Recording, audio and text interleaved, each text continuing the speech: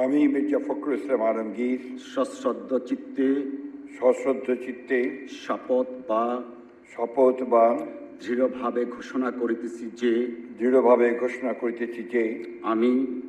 আমি আইন অনুযায়ী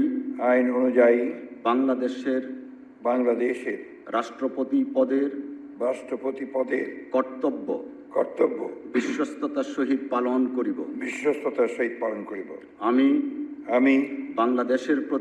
বাংলাদেশের প্রতি অকৃত্রিম বিশ্বাস ও আনুগত্য পোষণ করিব। আমি সংবিধানের রক্ষণ সমর্থন ও নিরাপত্তা বিধান করিব এবং আমি ভীতি বা অনুগ্রহ অনুরাগ বা বিরাগের বশবর্তী না হইয়া সকলের প্রতি আইন অনুযায়ী যথাবিহিত আচরণ করিব। ধন্যবাদ।